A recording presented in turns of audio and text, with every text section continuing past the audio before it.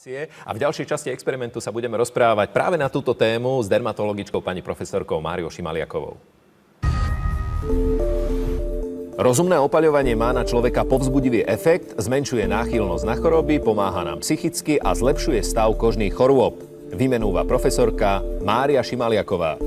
Prednostka dermatovenerologickej kliniky Univerzitnej nemocnice Bratislava venuje celý svoj profesionálny život dermatovenerológii.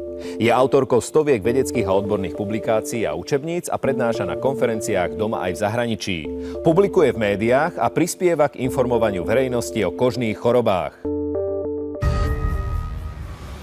Pani profesorka, vitajte v experimente. Ďakujem za pozvanie. Pred malou chvíľou sme sa rozprávali s pánom doktorom o tom, že slniť sa treba bez ochranného faktora 8 minút každý deň, jún, júl, august, medzi 12. a 15. hodinou. Čo na to hovoríte? No, že má svetú pravdu. Tak by to malo byť. Nemyslím, že by sme museli mať tie stopky v rukách, že presne 8 minút, hej, len to moc nepreháňajme. A je to práve preto, že aj keď takáto malá dávka slnečného žiarenia stačí na to, aby sme si vyrobili vlastný D-vitamín. Rozprával som bez ochranného faktoru. Ano. Akú časť tela máme mať odhalenú? Stačí predlaktia, predkolenia, tvár. Môžeme ísť kľudne, tak treba na prechádzku. Aké sú ďalšie pozitívne účinky opaľovania sa? No, okrem toho, čo sa už aj hovorilo, že mám pri tom veľmi dobrú náladu, tak sú aj ochorenia, keďže ja som dermatovenerológ, sú kožné ochorenia, ktoré lieči slnečné žiarenie. Napríklad môžem spomenúť atopickú dermatitidu, seboroickú dermatitidu, psoriázu, či títo pacienti sa majú vyslovene dobre v lete a zase keď začína tá jeseň alebo skorá zima, v tom novembri sa nám horšia. Čiže slnko je naozaj lekár, áno, ako sa kedysi hovorilo a stále sa hovorí. Aké kožné ochorenia napríklad ďalej lieči? No dá sa povedať, že má taký všeobecný blahodárny účinok, pretože vieme, že keby sme nemali D-vitamín, tak takisto bude mať pravdepodobne neveľmi dobré zuby, neveľmi dobré svaly, neveľmi dobré kosti, osteoporóza v tom vyššom veku, čiže súvisí s tým, že nie je dostatok D-vitamínu, nestrebáva sa nám kalcium a preto potom sú tie zlomeniny kyšelných kostí a tak. Aké sú zásady zdravého slnenia sa? Zdravé slnenie by malo byť do tej 11. a potom od 15. hodiny a mal by sa používať ochranné faktory. Ale tie ochranné faktory by sa mali používať, alebo tie tzv. Látky na opaľovanie, opaľovacie krémy, keď to nie je úplne celkom správne povedané, by sa mali používať podľa toho, aký ste fototyp. Čiže pokiaľ je človek má zelené oči, blond vlasy, pehy a tak ďalej, tak to je pravdepodobne ten fototyp 1, ktorý sa vždy spáli a nikdy sa neopáli. A potom to tak ďalej pokračuje, až po toho, ktorý sa nikdy nespáli a vždy sa opáli. A mali by sme teda si podľa toho vyberať, že ktorý faktor si dáme a existuje taká minimálna eritémová dávka, čiže ten minimálny čas, keď červeniame a pokiaľ má treba ten ochranný faktor číslo 50, tak keď sme ten modrooký blondín a spálime sa do 5 minút, tak krát 50 môžeme toľko minút vydržať na tom slniečku. Hovorí sa, že naše telo si naozaj veľmi veľa toho pamätá. Koľko si pamätá, keď sme sa spálili? Ako dlho si to pamätá naša koža? Pamätá si to do konca života. Že nemali by sme sa spáliť hlavne v detskom veku, ale ani potom, pretože naozaj to slnečné žiarenie podľa toho, aké vlnovej dĺžky je, buď robí to predčasné starnutie, čo teda nikdy nechce, UVA žiarenie. Máme tzv. Ako prirodzené starnutie a potom máme photoaging, to znamená starnutie v dôsledku nadmerného slnenia. Vieme o námornickej koži trebárs, alebo ľuďoch, ktorí pracujú na nejakých plantážach a tak a nechránia sa. Práve teraz, keď je tá moda oholenej hlavy, neviem, ktorý z mužov si teda natiera tie ochranné krémy na hlavu a práve od tých 20 rokov môže mať aktinické keratózy alebo prípadne karcinómy, či už bazaliom, spinaliom alebo aj iné. Deti musia dodržiavať prísnejší režim pri slnení sa ako dospelí? Samozrejme, detičky do tých 3 rokov naozaj by sme ich nemali vystavať priamo slnečnému žiareniu, ale keď ste pri tom mori, tak vždy vám niekde ujde, tak treba ho poriadne natrieť a zase závisí to od toho, aký ochranný faktor používame a aký druh opaľovacieho krému používame. Pokiaľ používame tie, ktoré sú na základe fyzikálneho pôsobenia, tak môžeme dieťa natrieť a môže mimo toho hlavného času od 11. do 15. i samozrejme von a s tým fyzikálnym faktorom je to dobre z toho, že on pôsobí i hneď a on pôsobí ako zrkadlo a odráža slnečné lúče. Ak sú to krémy, ktoré obsahujú ochranné faktory, to sú na chemickom základe, tak tam treba počkať minimálne pol hodinu, aby začal ten prípravok účinkovať. Keď tomu dieťatku dám trebárs biele tričko alebo ho oblečiem do nejakého ľahkého oblečenia, tak je to dostatočná ochrana?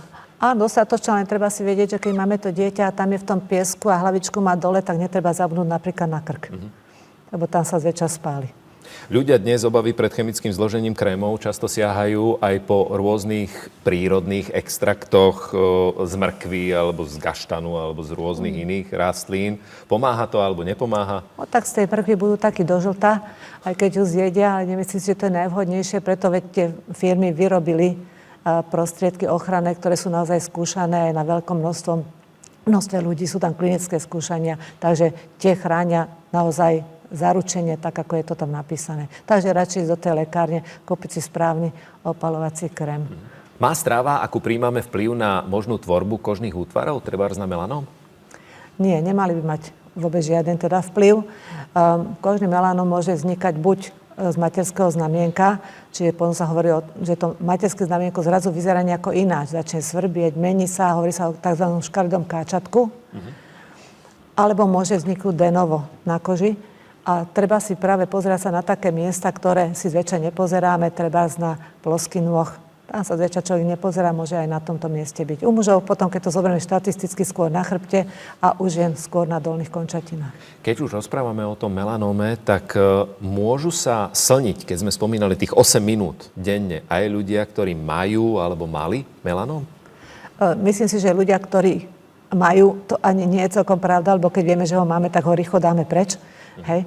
A samozrejme áno, pretože už aj keď mali to ochorenie, veď tých 8 minút nie je tak veľa, aby mohli znova vyvolať recidívu a ten D-vitamín potrebujeme a tá osteoporóza niekedy vedie takisto k smrti, keď sa nesprávne tá noha, tá sa zlomí a potom už prestanú tí ľudia chodiť a tak ďalej. Čiže nedostatok vitamínu D spôsobuje často osteopózu. Aj tam v tom metabolizme vápnika, takže treba dať pozor, aby nám to všetko fungovalo a všetko jesť s mierou.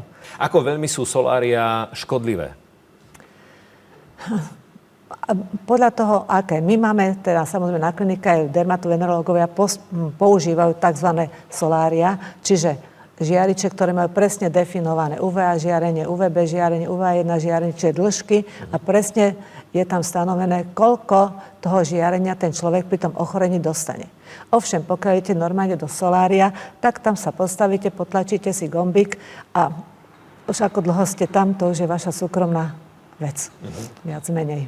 Alebo ako často chodíte. Kým my presne, keďže zaevidujeme toho pacienta, tak presne vieme, koľko on môže toho žiarenia dostať za ten rok a aj za život. To znamená, že predtým, ako idem do solária, by som sa mal poradiť so svojím dermatologom? Neviem, či je treba chodiť do solária, teda som bola kontraproduktívna, ale keď sa chce liečiť, tak by mal vedieť, čo si chce liečiť a čím si chce liečiť. Aký je význam minerálnych opaľovacích krémov? To sú tie na tom fyzikálnom podklade, čo som povedala. To znamená, že tie, keď si natrieme, tak účinkujú hneď a pôsobia ako zrkadlo. Čiže odrážajú slnečné lúče od našej pokožky.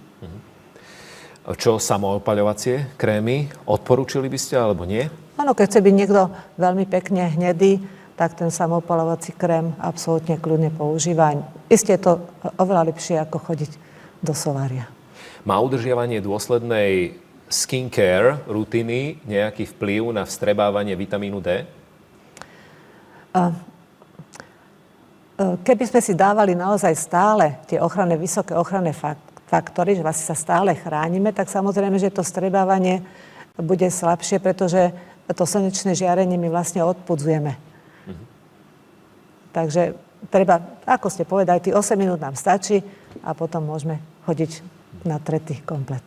Čo sa týka vašich skúseností s rôznymi ochoreniami kožnými, tak je to stúpajúci trend na Slovensku alebo klesajúci? Ako to vidíte vy? No podľa toho, či sú tie ochorenia, ktoré teda dobre odpovedajú na slnečné žiarenie. Teraz máme taká psoriáza alebo atopická dermatitida. Ich je síce možno, že viac, ale máme také vynikajúce inovatívne lieky, že im veľmi dobre vieme tým pacientom pomáhať, že tým pádom tá fyzikálna terapia pomocou UV žiarenia pomaly ustupuje do pozadia. No a A potom sú zase, to sme nespomínali, sú také ochorenia, ktoré vlastne podporuje alebo vyvoláva, alebo podporuje ich rozvoj, slnečné žiarenie. To sú niektoré veľmi ťažké ochorenia, ako kolagénozy, ako lupus erythematodes, chronicus discoides a iné, ktoré teda sťažujú život pacienta. Tí vôbec teraz, alebo xeroderma pigmentosum a iné, ktoré pacienti vôbec nemôžu chodiť ani na denné svetlo, aj také sú. Keď má človek výraznú senzibilitu na slnečné žiarenie, ako má získať vlastne vitamín D? Niekedy, keď má pacient ten polymorfný svetelný erytém a erytantém, tak ho najprv začíname privykať na slnečné žiarenie. Že chodí treba naozaj do toho nášho solária, lebo on keď vybehne z toho domáceho prostredia a ide na dovolenku a tam si chce láhnuť na celý deň na to slnko, tak samozrejme dostane krásne exantén, svrbí ho a z dovolenky nič nemá. Tam jeho sa snažíme takoto hyposenzibilizovať a potom môže na tej dovolenke byť. To znamená skúšať to aspoň na minútu alebo na 2 minútky postupne zvyšovať tú dávku. A čo sa týka ľudí, ktorí nemajú problém so slnkom, môžeme sa aj my pomaličky pripravovať na to leto, na príchod leta? No mali by sme sa pripravovať, áno, lebo takisto tými malými dávkami, pretože pokiaľ sme stále zavretí a teraz veľa ľudí vlastne nechodilo von a zrazu prídu na tú pláž a tam to chcú všetko dohnať za tie 2 týždne, tak pravdepodobne sa spália. Keď sme rozprávali o tej citlivosti výraznej na slnko, tak s čím súvisí alergia na slnko? Divácka otázka. Alergia na slnko súvisí s tým, že vlastne sa nám vytvoria také antigény, že nám normálne, ako máme alergiu treba na nejaké látky, takisto sa vytvorí tá alergia na slnko. Nevieme, prečo u niekoho je, ale sa môže vytvoriť. No a teraz máme 2 možnosti, buď sa ho snažíme teda hyposenzibilizovať, alebo naozaj na to slniečko ísť nemôže. A nebýva bohužiaľ, bohudík, veľa takýchto ľudí. Pani profesorka, ďakujeme veľmi pekne za návštevu štúdiu a nech sa vám darí všetko dobré. Ja veľmi pekne ďakujem za pozvanie. A ďakujeme aj našim divákom za